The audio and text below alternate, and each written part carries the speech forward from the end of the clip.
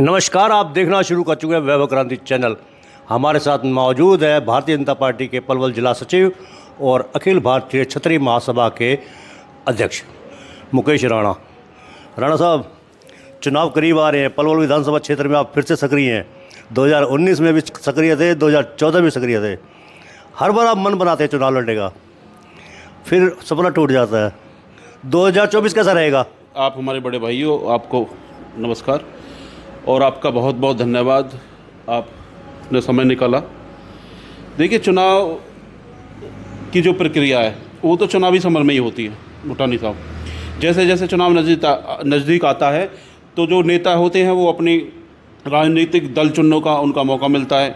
वो कहाँ जाएं, कहाँ ना जाएं, चुनाव लड़ें ना लड़ें, तो वो इसी चुनावी समर में वो डिसाइड करते हैं क्या करना हो। तो 2014 में भी आप तैयारी कर रहे थे, 2019 में भी तैयारी करते, मन बना कर रह गए थे, लेकिन सपना टूट गया। इस बार 2024 कैसा रहेगा?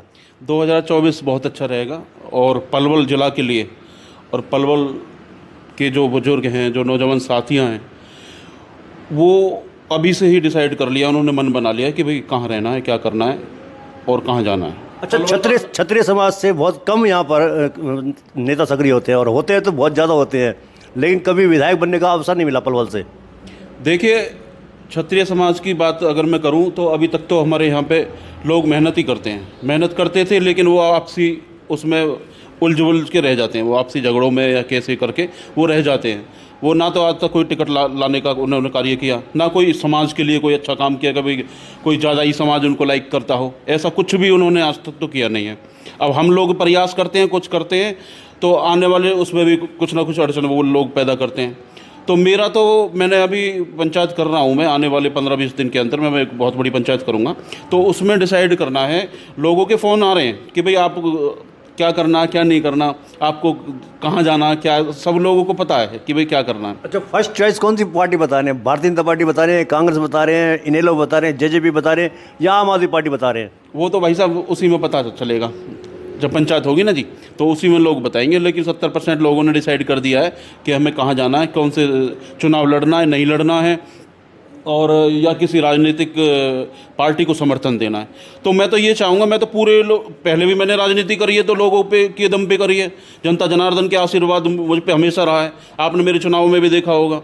नहीं, हम तो आपको अक्सर थे, कहीं भी रैली हो, कहीं भी सभा हो, तो आप समर्थकों की, कार्यकर्ताओं की भीड़ जुटा के ले जाते थे अपने वाहनों में। इनेलो की हो चाहे कोई दूसरी पार्टी हो, या भारतीय जनता पार्टी क्यों ना हो। देखिए भाई साहब, मैं ना 2013 से राजनीति कर रहा हूँ। 7 फरवरी और 2013 मैंने पहली जनसभा की थी ब्राह्मण धर्मशाला में, जब मैं बसपा का जिलाध्यक्ष था किसान सेल का। तो जब चेतन शर्मा जी ने चुनाव लड़ा था, अम्मू भाई साहब और बिट्टू रावत वगैरह, ये सारे बीएसपी के साथ हैं। हाँ, वो सब हमारा ग्रुप था 5-7 लोगों का। तो उस टाइम पे भी हम तो जो छोटे से राजनीति की ABCD नहीं जानते थे, जब हमने 1.25 लाख वोट चेतन शर्मा को दिलवाई इसी शहर से, पलवल जिले से। कम थोड़ी है 1.25 लाख वोट, 2013 की बात कर रहा हूँ मैं। और रही 14 की और 19 की बात, तो 19 में तो जहाँ लोगों ने कहा, जो बुजुर्गों ने कहा, जो मेरे युवा साथियों ने कहा, जो मेरे साथ कंधे से कंधा मिला के चलते हैं, तो उन्होंने जो फैसला लिया मैंने उसको माना, उस फैसले को। अब वो जैसे आगे कहेंगे मैं उसमें, अगर वो कहेंगे चुनाव लड़, मैं चुनाव लड़ने के लिए तैयार हूँ। वो कहेंगे कि भाई समर्थन करना है, तो मैं समर्थन के लिए तैयार हूँ। अच्छा, चुनाव लड़ते लड़ते विधानसभा का आपने नगर परिषद के चेयरमैन के चुनाव लड़ने की भी सोची थी, लेकिन वो सीट रिजर्व हो गई। फिर पार्षद का चुनाव लड़ गए आप, लेकिन पार्षद के चुनाव में आप हार गए। विधानसभा के चुनाव कैसे जीतोगे? देखिए, हार जीत तो ये चलती रहती है, हार जीत हमारे उसमें नहीं रहती, बस में हार जीत जो है जनता जनार्दन के उसमें होती है। बाकी मैं उस चुनाव को हारा नहीं हूँ। वो चुनाव पलवल की सारी जनता जानती है, मेरी बाढ़ जानती है, और लोग पूरे ज़िले के लोग जानते हैं। एक एक बाढ़ का बच्चा बच्चा जानता है उस चुनाव में क्या हुआ था। जो लोग कुछ भी नहीं बन पाए आज तक, ना लोगों ने समाज की किसी की बात मानी आज तक, ना पंचायतों की बात मानी, ना कुछ मानी। वो मेरे खिलाफ चुनाव लड़ रहे थे, वो मेरे डोर टू डोर वोट मांग रहे थे खिलाफ। क्या नुकसान किया मैंने उन लोगों का आज तक, बताइए आप। सुना आपके चुनाव में, नगर परिषद के चुनाव में भारतीय जनता पार्टी के बड़े नेताओं ने भी आपका विरोध किया था। बड़े नेताओं थोड़ी, आप खुल के कहने बता रहे हैं। आप दीपक मंगला ने विरोध किया था और डोर टू डोर गया था मेरे लिए।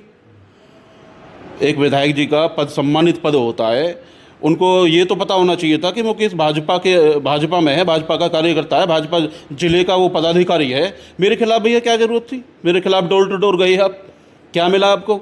लोगों को नहीं पता, लोग समझ नहीं रहे क्या है। ये सोच रहे थे ना मुकेश जीत गया तो चेयरमैन बनेगा, फिर आगे टिकट मांगेगा एमएलए की। अगर मुझे चुनाव लड़ना होगा तो मैं अब भी निर्दलीय लड़ूंगा। नहीं, चेयरमैन का तो डायरेक्ट चुनाव था ना। चेयरमैन को तो डायरेक्ट था, मैं तो चुनाव लड़ रहा था, मैं तो चेयरमैन की तैयारी कर रहा था, मेरे कोई मन में नहीं थी पार्षद की चुनाव लड़ने की। तो कुछ लोग इकट्ठे हुए, 100-200 लोग अपने रायपुर के मंदिर पे इकट्ठे हुए, सबने मुझे पूरी सरदारी ने समर्थन दिया। समर्थन देने के बाद में पंचायती रूपी कैंडिडेट भरने के बाद विधायक जी का और 2-4 कुछ ऐसे लोग हैं जिनकी कभी कुछ चली नहीं, ना कोई कुछ बनेंगे भविष्य में, पब्लिक का शराब उनको लगा पड़ा है, वो कभी ज़िंदगी में कुछ नहीं बन सकते। ये तो अपनी नौटंकी चलाते हैं, दुकान चलाते हैं, दुकान साल 6 महीने की चुनावी दुकान चलती है, वो फिर बंद हो जाएंगी। अच्छा, 10-15 दिन में आप समर्थकों की मीटिंग बुला रहे हैं, डिस्क्लोज करेंगे पहले कि कौन सी पार्टी से चुनाव लड़ सकते हैं? क्योंकि अभी तक आपने पत्ते नहीं खोले, मैंने पूछा भी आपसे पहले, लेकिन आपने बात टाल दी। नहीं, ऐसी कुछ बात नहीं है। देखिए भूटानी साहब, आप हमारे बड़े भाई हो, पत्ते तो जब खोलूँगा ना मैं, जब लोगों से डिस्कस तो कर लूँ। अभी पूर्ण रूप से डिस्कस थोड़ी हुआ है लोगों से, अभी तो 150 लोगों के कॉल आए हैं, और नेताओं के भी कॉल आ रहे हैं, ऊपर इंटरनेशनल उसके भी आ रहे हैं, प्रदेश लेवल के नेताओं के फ़ोन कि भैया हमारी पार्टी में स्वागत है, आप हमारी पार्टी से चुनाव लड़ लो। तो चुनाव लड़ना नहीं लड़ना, समर्थन देना, ये हम पंचायत में डिसाइड करेंगे। और मैं अभी लास्ट 25 तारीख को रविवार है, या तो 25 को करूँगा पंचायत, या फिर 30 तारीख को करूँगा। आपके माध्यम से मैं स्थान डिसाइड कर लेता हूँ, स्थान कहाँ पंचायत करनी है, कितने लोग बुलाने, क्या बुलाने, सबका वो है स्वागत है, सबका सम्मान होगा वहाँ पे, सबको पूछा जाएगा, एक एक भाई को पूछा जाएगा, जो उनकी सबकी राय होगी सलाह मशवरा करके वो डिसीजन हम लेंगे। देर पर देर कर रहे हो आप। कल पूर्व मंत्री कर्ण सिंह दलाल ने जिला कार्यकर्ता सम्मेलन किया कांग्रेस का, काफ़ी लोगों ने हिस्सेदारी निभाई है उसमें। आपके क्षत्रिय समाज से भी 2 बड़े नेता चले गए हैं, कंवर रमेश कुमार और डॉक्टर फतेह सिंह राणा। दोनों ही पहले दलाल के ही करीबी थे, साथ छोड़ गए थे, फिर दलाल के साथ मिल गए हैं वो। फतेह सिंह राणा का कहना है पलवल से लेकर खादर तक पूरा क्षत्रिय समाज कर्ण सिंह दलाल के साथ है। कितना सही है ये दावा? कर्ण दलाल, सुभाष चौधरी, डॉक्टर फतेह सिंह राणा सब एक है, और पूरा क्षत्रिय समाज यहाँ से खादर तक सारा एक है। ये दावा बिल्कुल ठीक है। लोग दुखी हो चुके हैं भाजपा से ना, जो हम जैसे कार्यकर्ता, मजबूत कार्यकर्ताओं की अनदेखी हुई है पिछले 5-10 साल से, तो इन लोगों का तो क्या हाल हुआ होगा।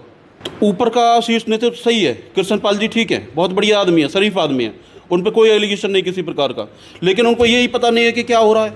नीचे के लोग तो पूरा आतंक मचाया हुआ है, कमेटी में आतंक मचाया हुआ है।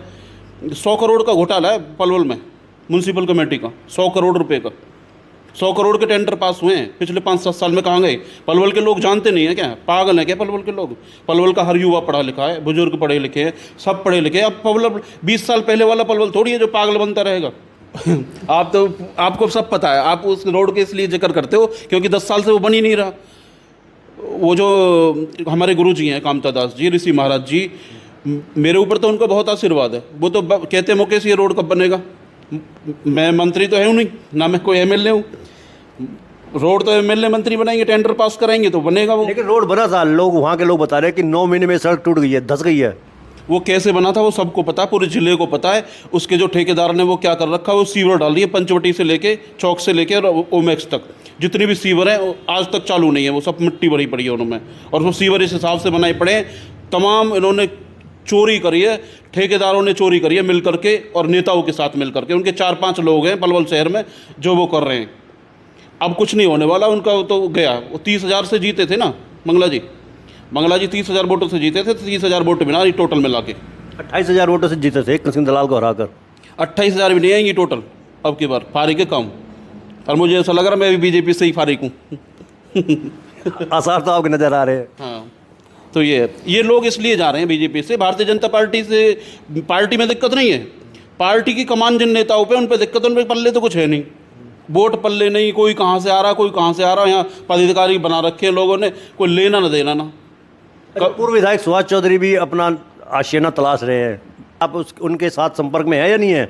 नहीं, वो सुभाष चौधरी हमारे गनमैन ने विधायक रहे हैं, और वो ठीक है, वो जो फैसला लेते हैं वो सही लेते हैं। सही रहे वो, कांग्रेस उन्होंने ज्वाइन करी, भारतीय जनता पार्टी में तो कुछ मान सम्मान उनको मिला नहीं, और जबकि सबसे ज़्यादा मान सम्मान सुभाष चौधरी को मिलना चाहिए था। 3 सीट सुभाष चौधरी ने निकाली। भारतीय जनता पार्टी की 3 सीट जिताने का काम सुभाष चौधरी ने किया या नहीं किया? उनको चेयरमैन बनाना चाहिए था, चेयरमैन नहीं बना, उसको पावर देते उनके लोग नहीं है क्या? काम कैसे हो लोगों के? अब काम नहीं होंगे तो फिर नेता को कौन मानेंगे? नेता को तो फिर भैया गाली मिलेंगी। अब गाली मिलेंगी तो उनको फैसला लेना पड़ेगा। वो तो सरासर भ्रष्टाचार के आरोप लगाते हैं, जैसे आप लगा रहे हैं। सुभाष चौधरी भी भ्रष्टाचार का आरोप लगाते हैं। वो तो हम लगाएंगे ना भ्रष्टाचार के आरोप। तो भ्रष्टाचार के आरोप कौन सा हम गलत थोड़ी लगा रहे हैं। 100 करोड़ का इसमें घपला हुआ है कमेटी में, वो बताएं एनओसी के नाम पे किसने रुपए लिए, और हमको पता है, रिकॉर्डिंग है लोगों की। हम अभी नेक्स्ट जब आप आओगे तो मैं बताऊंगा, जैसे जैसे चुनाव नजदीक आए रिकॉर्डिंग भी सुनाऊंगा, मेरे चुनाव में क्या खिलाफत करी है, सारी रिकॉर्डिंग है। मैं क्या जरूरत थी मेरे चुनाव में खिलाफत करने की, आप ये बताइए। मैं 16-20 वोटों से चुनाव आ रहा हूँ पलवल का, तो ये क्या है। 11 अगस्त को सीएम नायब सिंह सैनी आ रहे हैं महाराणा प्रताप भवन में, महारानी पद्मावती गर्ल्स कॉलेज के शिलान्यास कार्यक्रम में, क्या कहेंगे? अच्छी बात है। माननीय मुख्यमंत्री जी हरियाणा के सबसे लोकप्रिय मुख्यमंत्री हैं, और आज तक जितने भी सीएम हुए मैं समझता हूँ कि सबसे शरीफ और अच्छे इंसान है, बहुत काम कर रहे हैं, लेकिन उनको समय नहीं मिल पाया। उनको 2.5 साल पहले बना देते तो बहुत अच्छा हरियाणा और तरक्की करता और ज़्यादा सीट इनकी बढ़ जाती। लेकिन आने वाले समय में कुछ भी हो सकता है। हरियाणा में अभी पब्लिक का मूड जो है वो भारतीय जनता पार्टी के खिलाफ होता जा रहा है दिन पे दिन।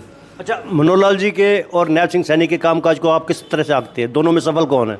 देखिए, कोई भी राजनीतिक आदमी जो होता है, या मुख्यमंत्री जी हो या कोई सांसद हो या एमएलए हो, उनका राजनीतिक व्यवहार और राजनीतिक रूपरेखा तय करती है कि वो किस टाइप का आदमी है। तो माननीय जो पूर्व सीएम साहब थे मनोहर लाल जी, वो तो पब्लिक से मिलते ही नहीं थे।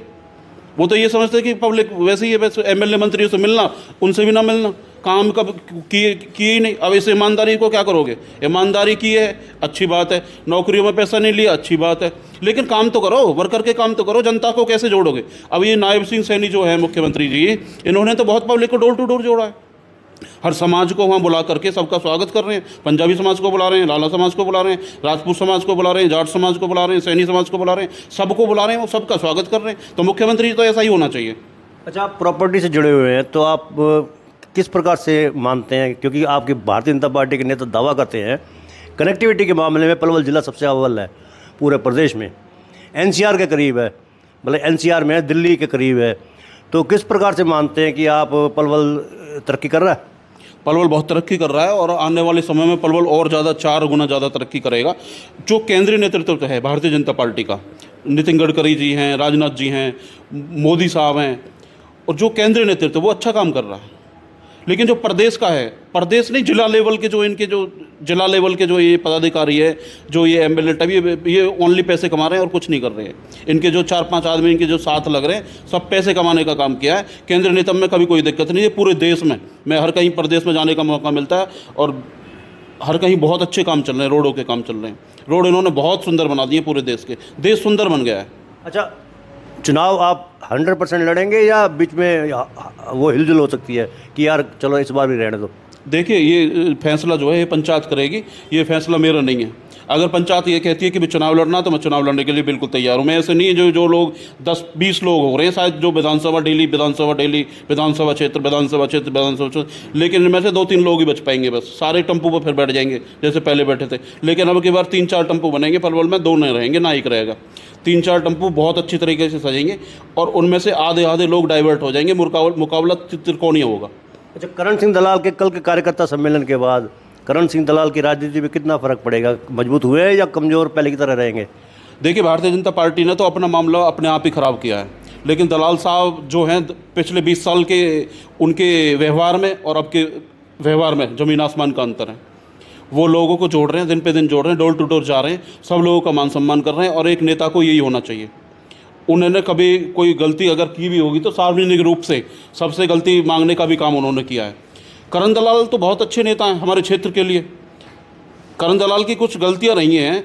मंत्री जी से हमने कई बार, जब मुझे मौका मिलता है मंत्री से मिलने के लिए कोई ब्याह शादी फंक्शनों में, तो मैं तो हमेशा यही कहता हूँ। तो मंत्री जी भी कहते हैं कि हर नेता से होती है गलती, तो गलती हो जाती है। लेकिन उन्होंने इतनी बड़ी सभा में, कल की सभा में हुड्डा साहब आए थे, तो वहाँ उन्होंने गलती मांगी, तो हमारा समाज तो दीवाना हो गया। हमारा समाज 90% उनके साथ है। 1-2 आदमी लग रहे हैं, उनको कौन पूछता है? वो लेना ना देना, ना वो चुनाव लड़ेंगे, वो अपनी दुकान चला रहे हैं। उनकी दुकान पता नहीं महीने 2 महीने की वो बंद हो जाएगी। हरिंदरपाल सिंह राणा भी चुनाव लड़ने की तैयारी कर रहे हैं। मैं तो चाहता हूँ कि हरिंदरपाल राणा जी चुनाव लड़ें। वो मेरे खिलाफ वोट मांगी थी उन्होंने, गाँव में जाके बाढ़ में, क्या ज़रूरत पड़ी उनको मेरे खिलाफ वोट मांगने की? अगर हरिंदरपाल राणा जी चुनाव लड़ते हैं तो मैं इससे चुनाव लड़ूंगा, और वो किसी भी दल से टिकट ले आएँ, और मैं निर्दलीय चुनाव लड़ूंगा उनके सामने। मुझे कोई दिक्कत नहीं। ऑफर आई है आपको बस करण सिंह दलाल की कि मेरे साथ जुड़ जाइए? देखिए, हम राजनीतिक लोग हैं, तो राजनीतिक ऑफर तो आती रहती हैं। दलाल साहब का फ़ोन भी आया था और भी आया था किसी का राजनीतिक दल का, वो भी चाहते हैं कि मैं उनकी पार्टी से टिकट लूँ, फिर चुनाव अच्छा, लड़ूं। कौन कौन से मुद्दों के साथ आप अगर चुनाव लड़ेंगे तो कौन कौन से मुद्दों के साथ चुनाव लड़ेंगे? पलवल में अनेक मुद्दे हैं भूटानी जी। पलवल में तो देखो सफाई की क्या हालत हो रही है, जो सीवर जो बनाए इन्होंने, हर बाढ़ में जो सीवर बनाए, एक भी सीवर अगर पलवल का चालू हो तो हल्की सी बारिश आती है पूरा पलवल जगमग हो जाता है, डूब जाता है। आप नाव चलाओ पलवल में, इतनी बेशर्मी होती है। बारिश के दौरान लोग, बाहर के लोग जब पलवल ज़िले से जब निकल के जाते हैं, जब क्रॉस करते हैं पलवल ज़िले को, तो बहुत शर्मिंदगी होती है कि भाई इतने करोड़ों के काम हुए हैं, कहाँ गया विकास कार्य? बारिश में लोग, और मैं तो उन बाड़ों में समझ दिक्कत है सबसे ज़्यादा तो जिन बाड़ों के लोग पानी 4-4 5-5 फुट गली में पानी भर रहे हैं। ये तो सब डूब के मरने की बात है चेयरमैन की। ये चेयरमैन क्या करता भाई? इससे कोई हिसाब मांगने वाला नहीं है कि पलवल में? अब हिसाब तो जनता दे देगी 2 महीने की बात है। इनका दूध का दूध और पानी का पानी तो जनता करेगी ना उनकी बार, इनको बताएगी कैसे वोट मांगते हैं, पता लग जाएगी। तो ये तो हमारे बीच में मुकेश राणा जो कुछ कहते हैं खरा खरा कहते हैं, विस्फोटक बल्लेबाजी करते हैं एक तरह से, और आपने सुना भी है, खरे खरे अंदाज में उन्होंने अपने विचार भी व्यक्त किए हैं।